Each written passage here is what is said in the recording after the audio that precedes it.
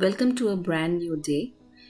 If you have been following my vlogs of Bhutan, you know that we have been traveling across some of the major cities in Bhutan. And right now we are in Punakha. So today we will be checking out of our Punakha hotel and we will be traveling to Paro.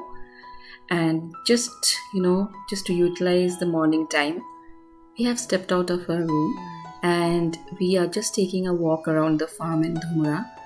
In the morning hours, the farm looks even more vibrant and lush. And on the way, we met Rinzi and Sange again. They were working in their farm in the early hours of the morning.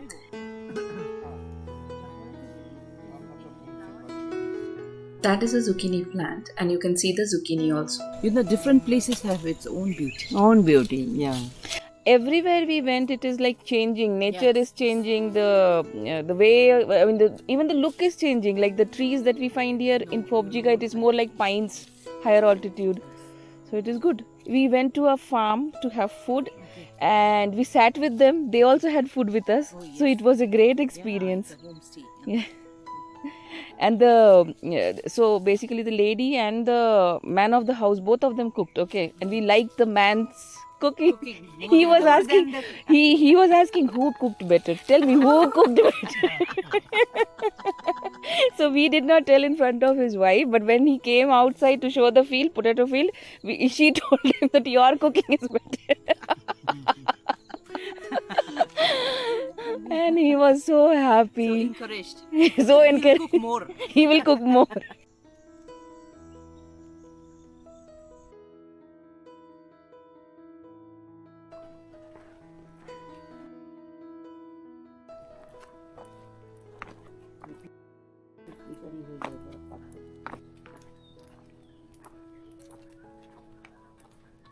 There was a light drizzle, and a thin layer of fog hung around. It was as if the weather was also not liking that we were leaving this place today.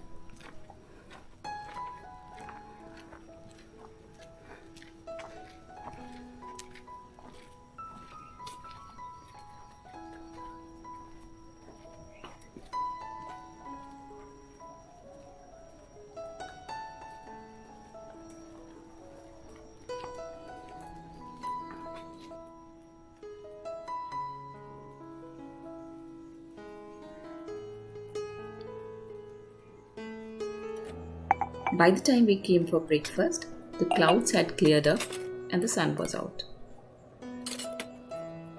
Just like yesterday, the breakfast today also was a lavish spread, but we were aware this time, so we had ordered less food so that nothing goes to waste. Toast, we need one toast each. This is mulberry jam. Oh wow. The highlight of every meal at Dhumra was either their fresh fruits or the garden fresh vegetables. Good morning. Enjoy your breakfast. Yeah, sure. You should go to the backside and see their farm. And just like today we had grapes, and they also served us a special mango which was very similar to himsagar that we get in Kolkata. We got to know the name of the mango from them, and they said it was called as amchukuli in the local language.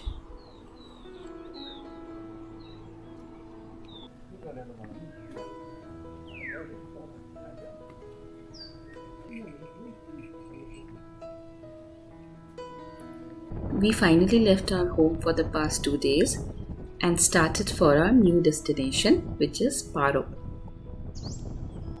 Today again we will be crossing the Dochula Pass on our way to reach Paro.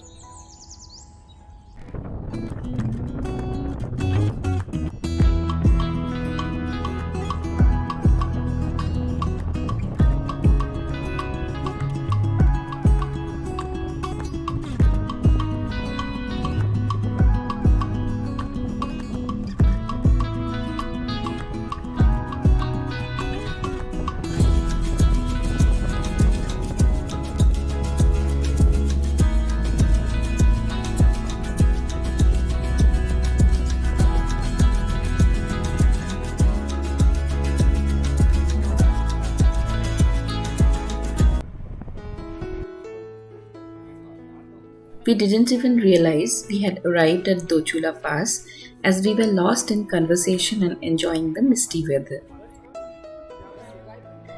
And just like 2 days ago, on our way to Punakha, Dochula was still wrapped in the same thick fog.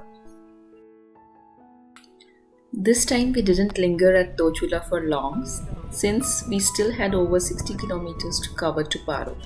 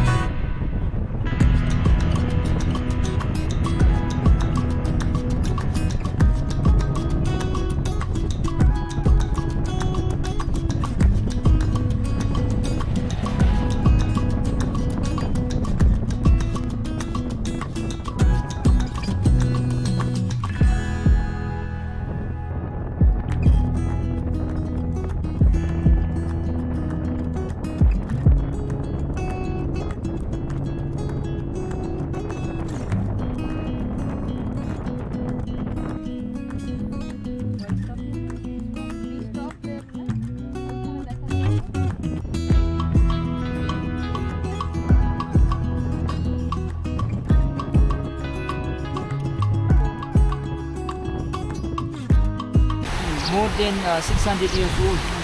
And then until 2017, people used to walk from here. And then in 2017, they have stopped people from walking through this bridge because of the safety concern. And they have constructed the new mini suspension bridge there to cross the river and go to the temple. Tachogang Lhakhang is located along the Paro Thimphu highway. Before Chuzong, this 600-year-old bridge is one of the few remaining bridges in Bhutan that still has the original iron chains crafted by the legendary Thangthong Golpo, who is also known as the Iron Man of Bhutan because he built 58 iron bridges in Tibet and Bhutan. Despite their age, these chains have withstood the test of time, showcasing Galpo's mastery in engineering and metallurgy. The locals are not using the old bridge nowadays. Instead, there is a parallel bridge which takes you to the other side, and we will be using the same bridge to go to the other side.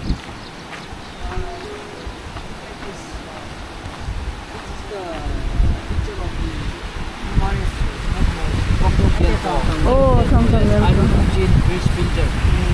And then he's been known as a great Thongthong Gelpo in 15th century. The priest to And the, then the the temple. old picture of the temple. Acha, And then they did the new one. Okay. Go from here.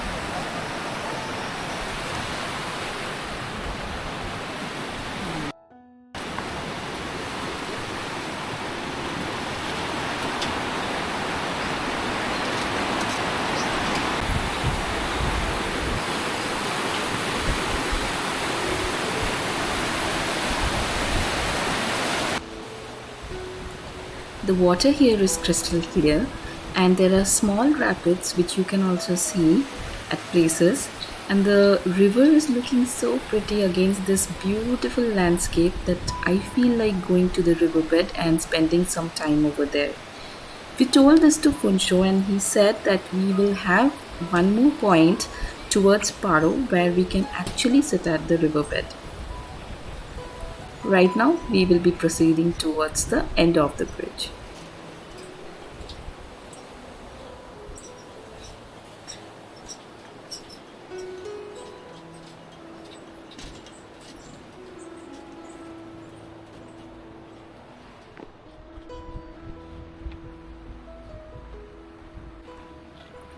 Finally, we are in the proximity of the actual iron chain bridge, and Funsho asked us to feel it.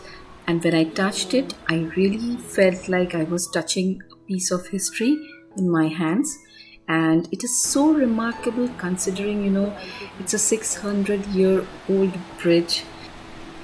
These tiny things are actually miniature stupas and are known as sasa, and they contain the ash collected from cremation pyres.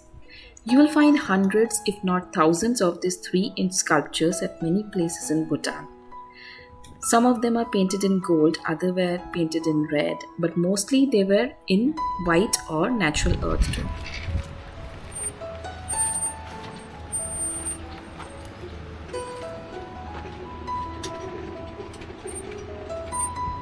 The main Tachogang Lhakhang temple is a little further up ahead, and because it is a little uphill, we didn't go to the main temple. The main shrine of the temple houses numerous relics, statues of Buddha, Zabdrung, Guru Padmasambhava, etc. And also there are stacks of ancient books and a walking stick of Thangthong Golpo. It's a private monastery run by the descendants of Thangthong Golpo, and visitors can request the monk for a quick visit into the temple. Then maybe it's like normal.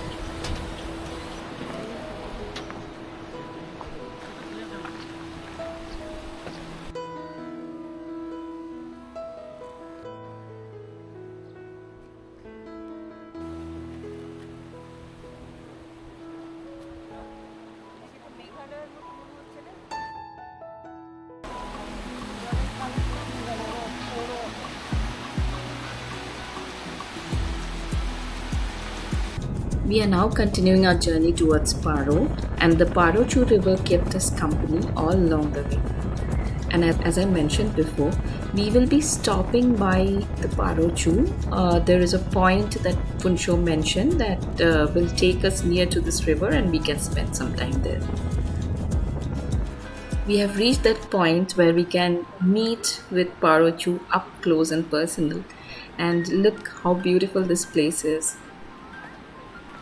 There were many tourists who were already there, and there's a small souvenir shop also at this place.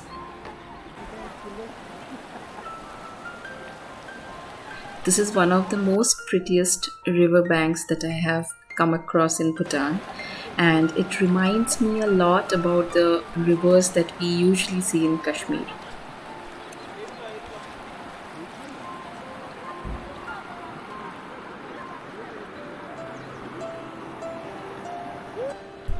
The water felt soothing on the feet. It was not too cold, so you could easily spend some good moments standing in the water dipping your feet. Before traveling to Bhutan in June, I had wondered if there is a very valid reason why this is considered as the off season. So maybe there would be too much of rain. But however, after spending the last few days exploring Bhutan, I feel that June is actually perfect if you enjoy lush greenery, fewer crowds, and still want a beautiful weather.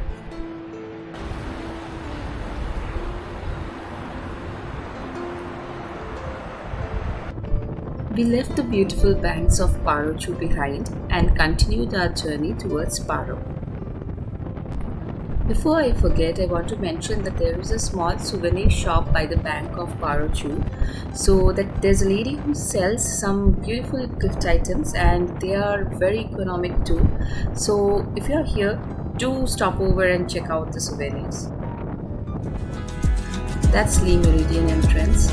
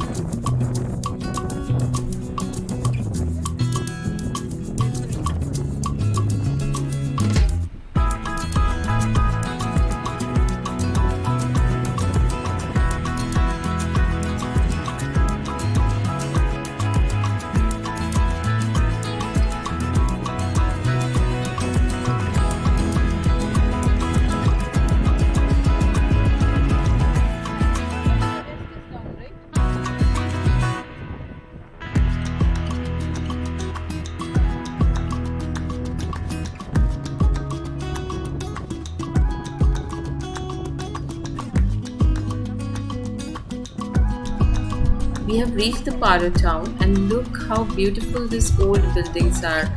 Everywhere you look, I think you will find so many pretty traditional architecture with all the buildings, even the shops around. It's past noon time, and before any sightseeing, what we are trying to do is find a good hotel where we can have something light. Something like the first day where we had continental. So we told Funsho to find a place which serves continental. But you know what? We had a tough time finding a good hotel in Paro, good restaurant in Paro rather, because no one was serving anything continental. They were primarily serving traditional Bhutanese dishes or Indian dishes, but no continental.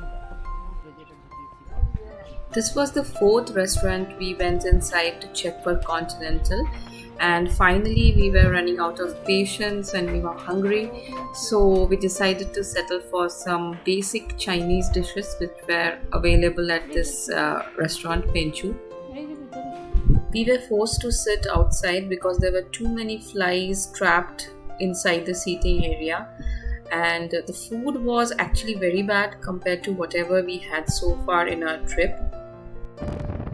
After that really bad lunch, we are now heading towards our first sightseeing point, the Paro Dzong. See, in Paro, actually I felt this as a common problem. I don't know if we were in the wrong area, but either the ambience was very stuffy or the food was very standard stuff. There was no variation in the food. I mean, unlike even remote areas like Phobjika, but the food, the restaurants in this Paro town really didn't appeal to us. While the first meal in Paro disappointed us, the scenery of Paro really mesmerized us. Like the fields, paddy fields, or the farmlands that we could see on our way was something very different from the landscape that we have been observing throughout our days in Bhutan. There's a small change in our plans. The original plan was to go to National Museum in Paro, but we heard that there were many floors and many steps, so we thought of giving it a skip. Instead, we came to this beautiful old temple or monastery which is known as Kyichu Lhakhang. Nice. Because they have done beautification with the flower. It's really nice. The surrounding is really nice. And even temple is very sacred. The oldest temple in the country. It dates back to 7th century. 7th century. Oh, that's 7th century. So before very old. Guru Rinpoche. Before Guru Ringpung. Yeah. Wow. Who made this temple? This temple was built by the Tibetan Dharma king. Dharma means a religious king. The first Tibetan religious king known as Songtsen Gampo. Songtsen Gampo. So during that time, the Tibet and the Himalayan region has no Buddhism. So like he wanted to spread the Buddhism in and around Himalayan kingdom, Himalayan like region, particularly in Tibet. Where he came from? Yeah, he is in the Tibet one. He was a Tibetan. And then what happened is like during that time there was no Buddhism in the Himalayan region. So he wanted to install the Buddhism in the Himalayan region, particularly to the Tibetan in Tibet, not Tibetan, in Tibet. So while doing so, what happened is there was a obstruction for his work to spread the Buddhism in the Himalayan region. So there was an evil demon. Okay. A very powerful evil demon was there, so who was obstructing him from spreading the Buddhism. So what he has to do first was to subdue that demon in order to clear the way to spread the Buddhism in the Himalayan region. So what he did is, so he subdued that powerful demon by constructing 108 temples overnight. Yeah. And then it is said that all the 108 temples were constructed on the joints of that powerful demon, evil ogress. There's something in Thimphu also, right? Where so this 108 is spread across Bhutan. No, not in Bhutan, in the Himalayan regions. Okay. During that time, two of the temples happened to be in Bhutan. One Okay. is here in the Paro, that's known as a Kyichu, and one is happened to be in the Bhutan. Bhutan, okay. Yes, there's a two oldest temple, so built by the Songtsen Gampo in Bhutan, while subduing the evil demon. Okay. Yeah. And then this was the part of the 108 temple built by the Songtsen Gampo. And then he finally subdued that powerful evil ogress, and then he could able to spread the Buddhism in the Himalayan region, particularly to Tibet. In that way, so he constructed this temple for the first time, and then over the time, so they have extended the temple size of the temple in the 1900s. Yeah, that's the story about this. And then, so being the oldest temple in the country, it is very sacred, considered as a very sacred and very holy. So people visit here and make a prayer, make a wish during the auspicious day. Even in their free times, people come and circumambulate this temple. Yeah. That's the story about this one. Okay. So it's worth coming here. Yeah, that is what I am saying. But it's really beautiful in the picture. It's very nice. It's very pretty. That is why I was asking. So that's unique and beautiful. So like the best dress.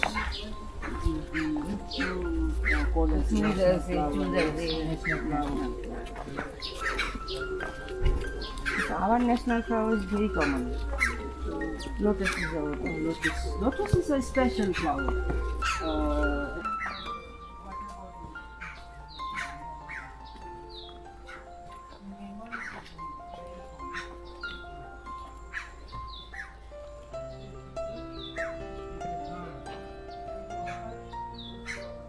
Kyichu Lhakhang is rarely visited by the tourists, and most of the people I saw there were locals. I think that is one of the reasons it feels like a hidden treasure in Paro. This temple is a treasure trove of ancient art and culture, offering a unique atmosphere that sets it apart from other religious sites we had visited across Bhutan. It's a place rich with history and spiritual significance. And not to mention, the natural beauty around was so spectacular that I'm short of words to explain the beauty. On one hand, I want this to continue being a hidden treasure in Paro, so that the serenity and the beauty is always maintained. But at the same time, I can't recommend this place enough, because if you don't visit this place, probably you will not experience a beautiful chunk of Bhutan's history and culture while you are in this country.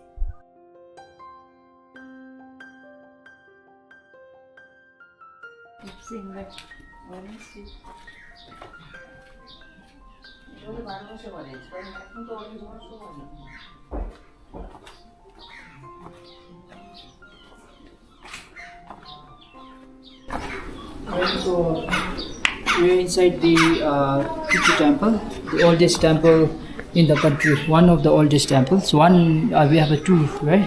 We have around four and temples, oldest temple built in the 7th century, and this is among the four. And then very sacred. So we're going to visit inside. So before that, you can see here orange tree, and then you can also see the symbolic palace for the Nag here. Okay. So it's a palace of Nag Devta. Yes. We have like 21 palace of Nag Devta, of the Nagas, but 20 is outside, and then the Nag Raja's palace is here. And then this mandarin or the orange tree is an evergreen. It's an evergreen because because of the blessing of the Nag Raja here. So we consider Nag Devtas, Nagas as the someone who can bless us with the wealth. So because of their blessing, so this orange tree, remain always green and bears the fruits. All over the year. In all the seasons, yes. You can see the fruits.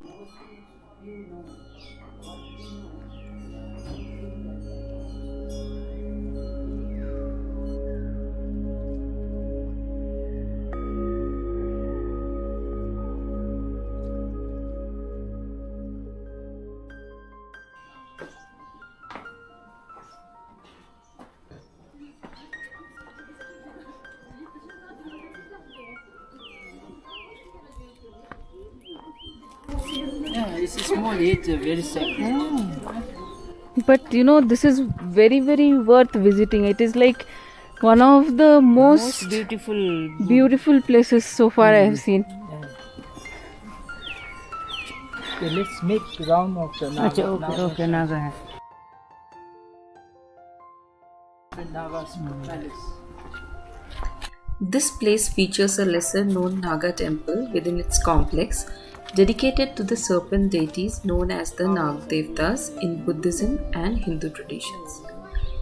The Naga deities are considered powerful guardians of the land, especially against natural calamities, and they also are known to guard the treasures.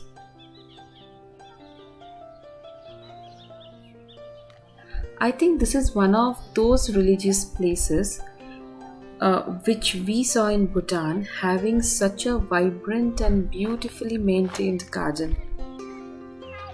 In fact, if you are not that religious, you can simply visit this place to enjoy this amazingly beautiful garden.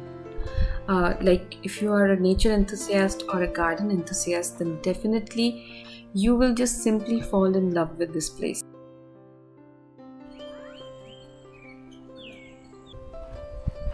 Such a huge flower.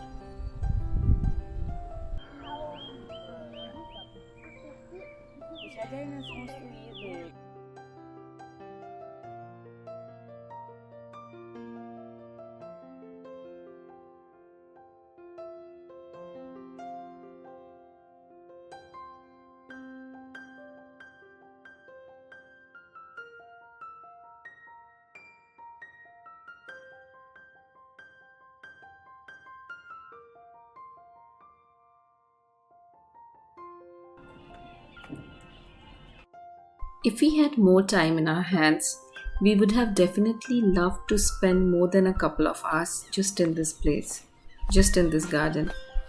There are so many trees, flowers, plants, unknown. I mean, it's like so much of things you can enjoy over here. We could not rather, cover the entire thing, but whatever we saw really blew our minds. Just look at these blossoms. Aren't they just simply stunning? Lavender, pink, orange, yellow. I mean, there is like burst of colors everywhere.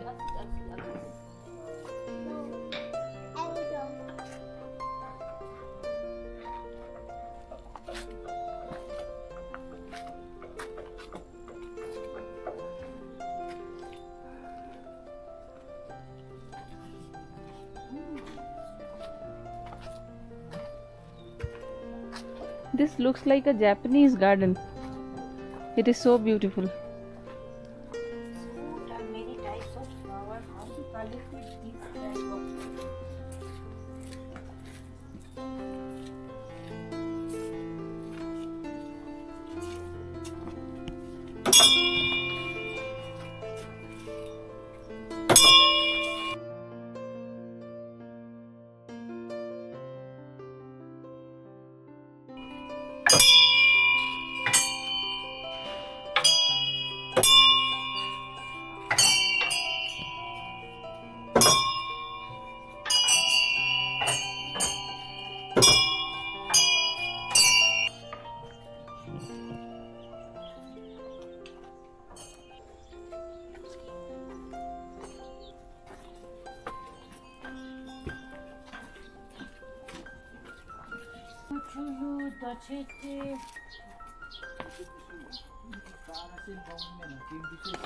I never go to Garrison.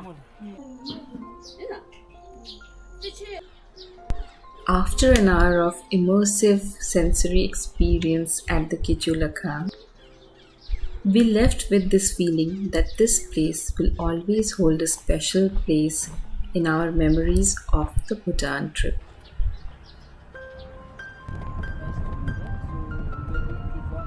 Yeah. Yeah.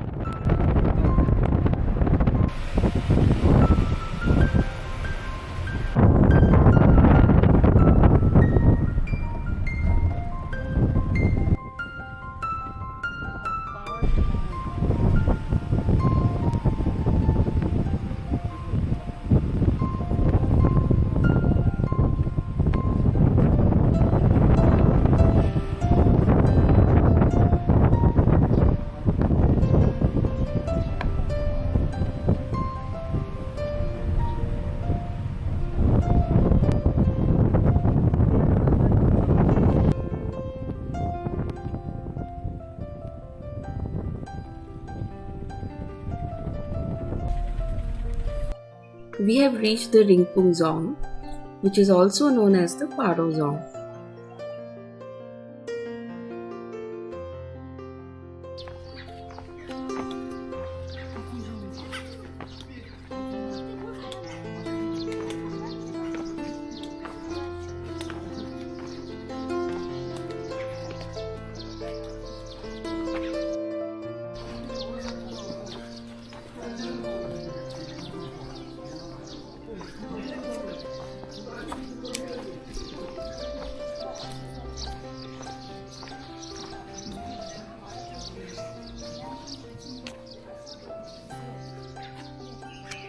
As you can see, there are lots of stairs in the Paro Dzong, both while coming down and going up. So if you are having any mobility issues, then you need to give it a thought whether you want to visit this place or not. If you have a senior citizen, it's better to carry a stick, a walking stick, which will help support while you climb the stairs.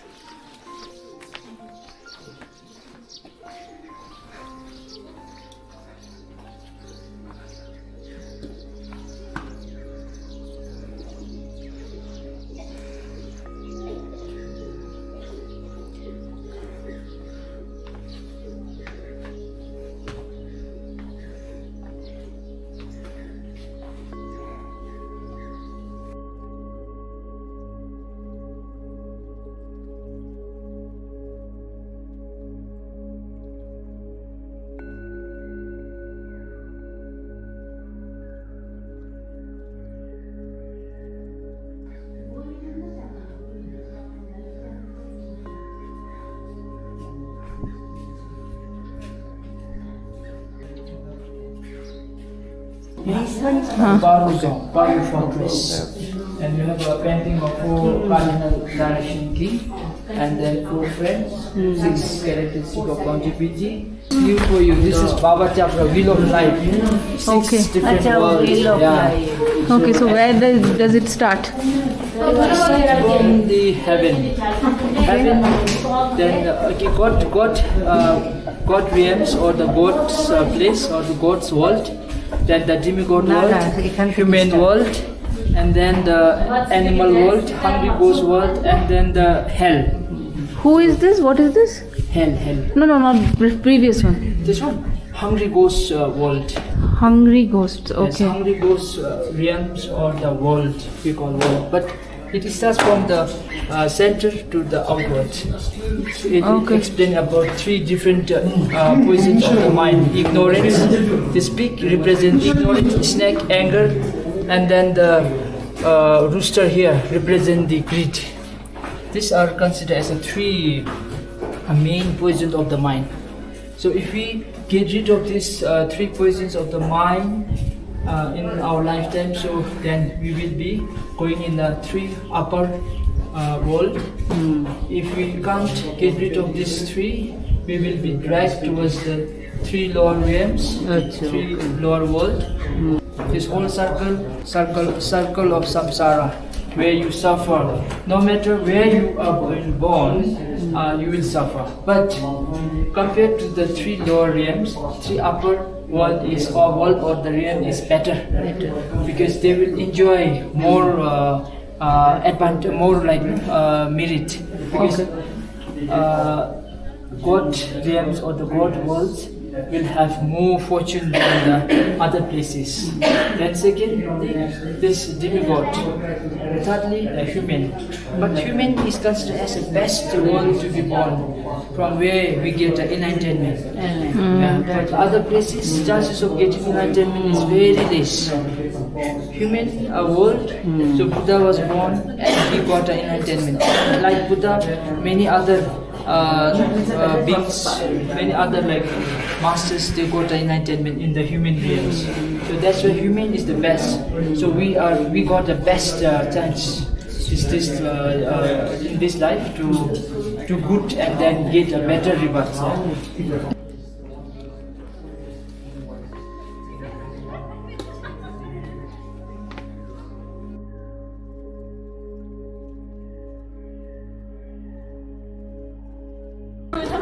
Paro Dzong. Paro Dzong was built in the 1647. 1647. This was built by the Shabdrung as his fourth Dzong. Shabdrung in his time built four Dzong. First Semtoka Dzong in 1629. Second Punakha Dzong in 1637. Third Ongdi Fodrong Dzong, yesterday you have seen from the workshop. That's the third Dzong built by the Shabdrung in 1638. And this is the fourth Dzong built by Shabdrung in 1647. After 1647, so after 2 years later, so he built a watchtower to safeguard this Dzong, which is above the Dzong. And then the watchtower was built in 1649 after 2 years. And then similar to other fortresses, you can see the big tower in the middle, central tower, which divides Dzong into two parts. This Dzong consists of like again two things only: administrative site here and the monastic site here. Where as we cross the big tower in the middle, that's known as a central tower. And then so we'll now just go to the monastic part and then visit the main temple there.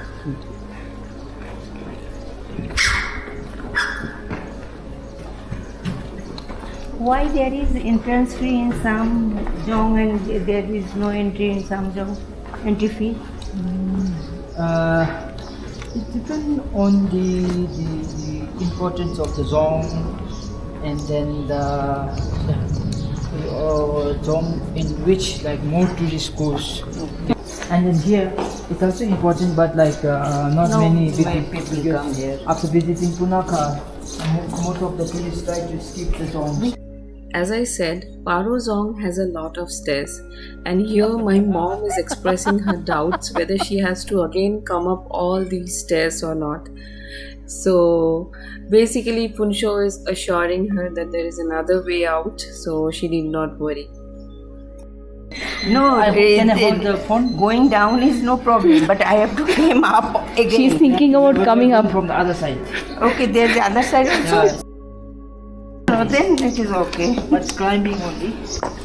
It's not steep as this. Very bapre. It is pretty steep. Huh?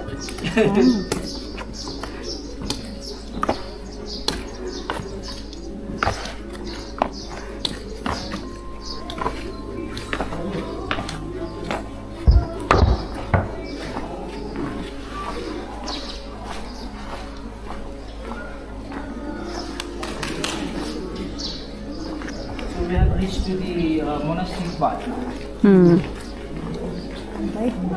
Firstly, we will go inside the main temple.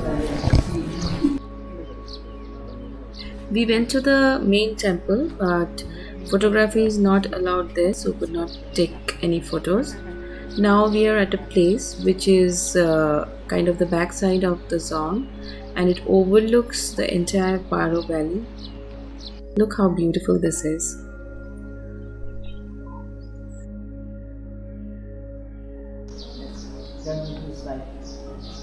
painting related to his activities.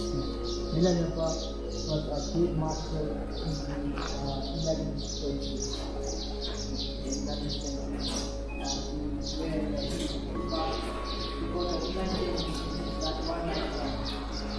So, I mean, masters, how do they become masters? Is there a way to choose the masters?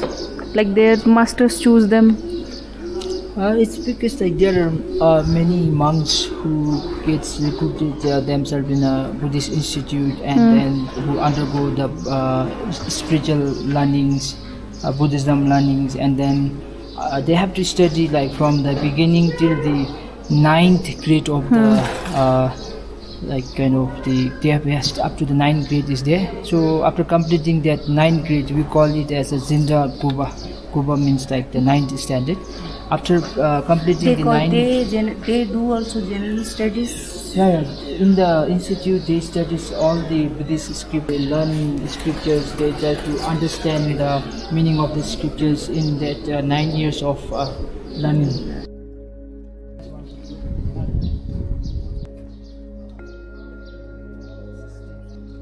An interesting fact about Paro Dzong is that it was built without the use of any nails. The Paro Dzong showcases the traditional Bhutanese architecture where interlocking wooden beams and intricate craftsmanship hold the massive structure together. The Dzong's name, meaning fortress on a heap of jewels, reflects its historical significance and the kind of wealth it protected. The Paro Dzong gained international fame when it was featured in the 1993 film Little Buddha, which brought attention to Bhutan's unique cultural heritage and stunning landscapes.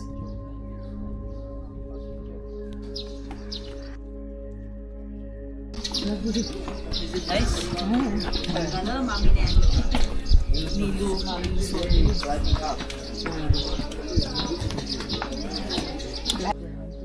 Taking a last look at the last fortress of our trip, there's the Paro Dzong in the background of the majestic mountains. And now we will be heading to our hotel. So this is also very interesting because it's going to be a heritage property in Paro, and I'll tell you more when we reach there. Till then, you can enjoy the beautiful scenery of Paro.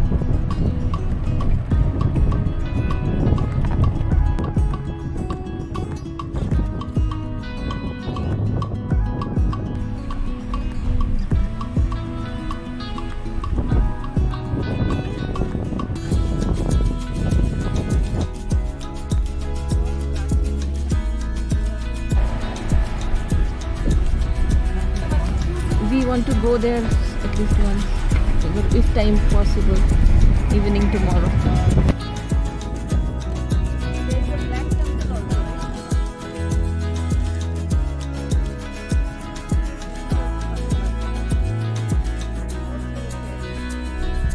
Now we are entering into the premises of our hotel.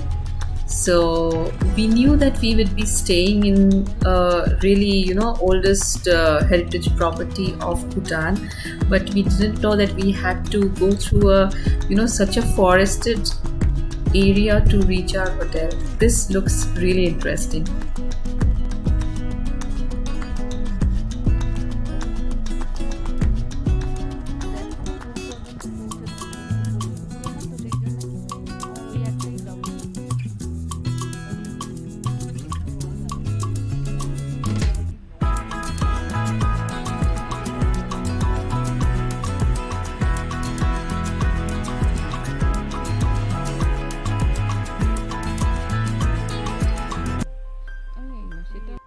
So there are two type of stay options in this property. The first one is rooms which are there in this premise where we are having the reception, and then there are cottages which are outside this place. So we have opted for cottages. They are more expensive compared to the rooms, and I'll show you in a bit how the cottages look. So post check-in, now we are being served our welcome drinks. and we were just catching up on the day with Funsho and Sange. Both are so nice. We are enjoying it. That is the main reason. Spending time with you is a pleasure.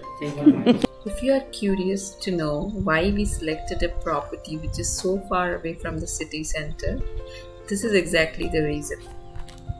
This setup in the middle of a forest, and in a bit I'll show you, you can see the entire Paro Valley from one of the points. And look at this architecture. This is a very old heritage property.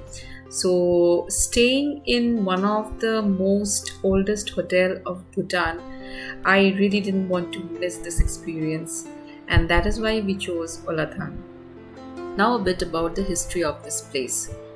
Hotel Olathang has a rich history dating back to the mid-20th century. It was built in 1974 primarily for the guests attending the coronation of Bhutan's fourth king, King Jigme Singye Wangchuk. This marked a significant period for Bhutan as it transitioned into a more open phase, encouraging tourism and international relations. The architecture of the hotel reflects traditional Bhutanese design, blending harmoniously with its natural surroundings.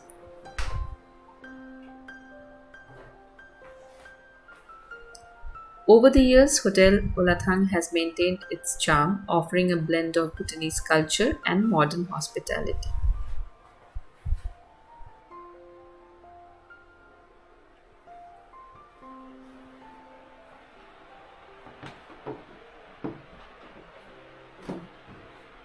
This is the viewpoint I was referring to earlier, from where you can see the entire Paro Valley, and this is right in front of our room. So from the balcony, this is the view that we see. And at the night, you can see that entire, this valley lightening up, small twinkling lights all around. It feels so pretty.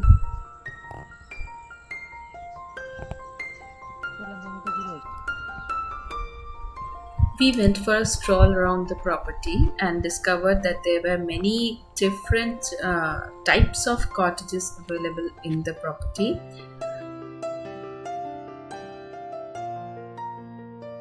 As well as we found one lone, tent accommodation. I don't know, this I did not see in their website, so maybe this is something new they have added. But there are lots of different types of cottages available even in the cottage segment, so you can check that out. But look at the ambience. The entire cottages are located inside a forested area, which itself is such a beautiful experience. Like when you walk through this place, you will feel like you are walking in a park. And I think early morning it will be a very nice time to take a nice leisurely walk around this place. Oh.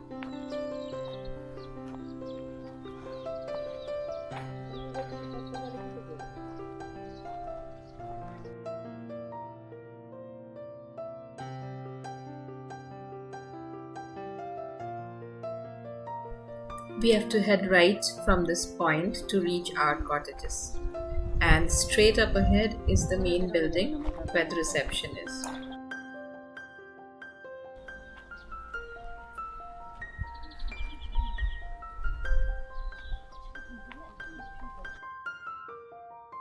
Over here you can see the picture of the fourth king of Bhutan, King Jigme Singye Wangchuk. It feels like we are the only guests in this hotel right now, because we cannot see any other tourist at this point. From the point actually we arrived in this hotel, it's we are the only two folks who are walking around. And we heard that in the back of this hotel, where we are heading towards now, there are apple orchards. Since the property is spread out in such a vast area, so obviously they have these buggies or carts, electric carts, which can carry you and your luggage to your respective cottages. After our evening stroll, we rested in our rooms for a bit, and then now it's almost 8 p.m. So we are heading towards the main building to grab our dinner. Dinner will be a buffet kind of an arrangement, is what we understand, but let's check out. I think today there were some other, groups which had come for some kind of a celebration, so we were not allowed in that common place where the bonfire was going on. We need to head upwards to the dining area for our dinner. While the rest of the hotel also has various artifacts placed at vantage locations to give a feel of that heritage property, when you enter the dining space, the kind of things that they have collected over here makes you feel like you have stepped into a museum.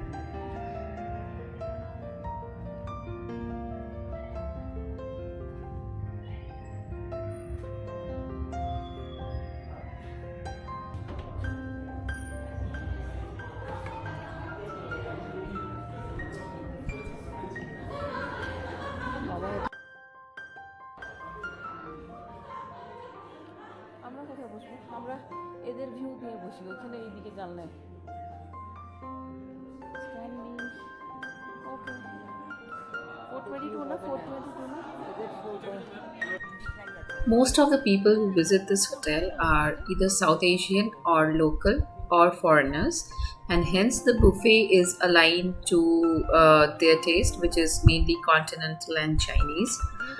Indian is very limited, and the first night we got some good Indian food because there were Indian guests, but on the second night the options were very limited. So here you can see that apart from the noodles, mushrooms and all continental stuff, we also got some paneer, bhindi and dal from the Indian selection. The most low aspect of this beautiful hotel is its food. It's rather average in taste, quality, variation, variety, whatever you can say. We did not find the food to be too much of appealing, whether it's a breakfast or a dinner. So that's one point. And this place also has a bar that we just saw. So it was closed that night, but I think they do open it for the guest when they want it. And now we'll be heading back to our room and call it a day. Tomorrow we have a new adventure waiting for us, as we will be visiting the Dochula Pass and then the Ha Valley. Stay tuned.